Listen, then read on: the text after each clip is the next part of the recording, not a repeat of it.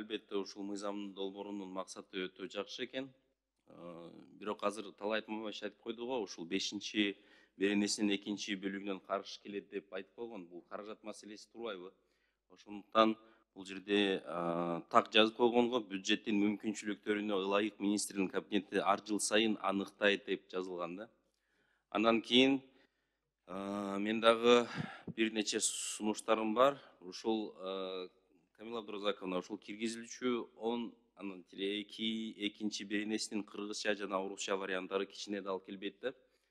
Эмне себептен бул жерде жол өкпүл беренеде аныкталгандыктан кийинки беренелерде атылышы гана жазылышы шаарда. Ошондуктан орусчасын назначение ежемесячного пособия бийик тоолуу аймактардын жашоочуларына көмөк.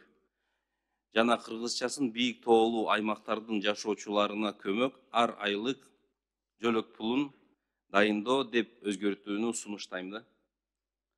Анан кийин дайындоо чегерүү бир эле да. Дайындоо да эми ал синоним сөздөр. Макул биз эме кылалы, эске алалы. Анан кийинки ушул жерде сиздин демилге ылайык бийик тоолуу аймактардын жашоочуларынын көмөк карата ар айлык жөлөк пулунун бардык алыскы райондордун 3 жашка чейин балдары бар жарандарына аларды социалдык экономикалык жагдайларынын эске албастан дайындоо сунушталып жатат да.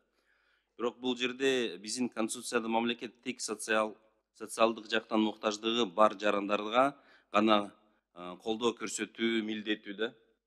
Анан кийин бул учурда мамлекет даректүү социалдык колдоо көрсөтүүсү кажет деп. Бул алыскы райондордо да бир ушул эле кыйла байлагы бар да дагы жарандарчы. Ошондуктан эмне үчүн бардыгына берүүнү сунуштап жатасыз да? Бул мүмкүн биз түшүнбөй жаткан жагдайлар бар экен да. Ошону түшүндүрүп айтып коюңузчу. Бул жерде биз жана социалдык абалын караганыбыз жок. Себеби демографиялык бул жерде мындай элдин саны өссө экен, стимул болсо экен деп биз ошондо дагы азыр биз мыйзам долбоорунда 3-чү баладан баштап атабыз да. 1-чи, 2-чиден эмес, 1-чи, 2-чи оңдо аябай көбөйүп кетип атат.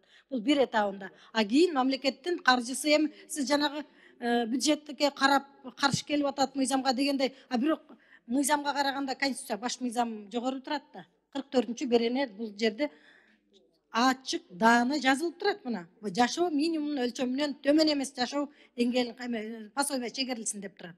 44-чү берененин 2-чи бөлүгүндө. Биз бул жерде социалдык абалын эске албадык чынында.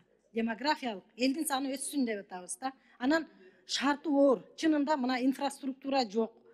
Бала эми төрөлгөндөн баштап 3 жашка чейин абдан физикалык жактан дагы акыл эс баягы бала калыптануусунда бул абдан жөлөк пулга муктаж, албайбы, кедейби карабай турупчу. Бул эми мамлекеттик саясат өзүнүн элдин санын өстүрүү саясаты деп атабыз да. Бул жерде биз кедейлерге кедей үй бүлөлөргө, жакыр үй бүлөлөргө деген берилүүчү жөлөк пул бар да. 2400дөн берилип атпайбы ал. Биз анда сырткары деп атабыз. Туура Камила Абдуразаковна, туура айтып коюп атасыз. Анан мен ошол эми түшүндүм. Анан кийинки суроо ушул министрлер кабинетинин өкүлүнөн суроо да ушул ачык маалыматтардын негизиндеги керектүүлүүчү суммасынын өлчөмү 15,2 миллиард сом болот деп аныкталган. Бул жерде эмне үчүн мыйзам долбооруна аткаруу бийлигинин тийиштүү корунтусу алынган эмес да. Анан ошондой эле колдонуудагы мыйзамдар финансы экономикалык негиздемелердин болушуну талап кылат да.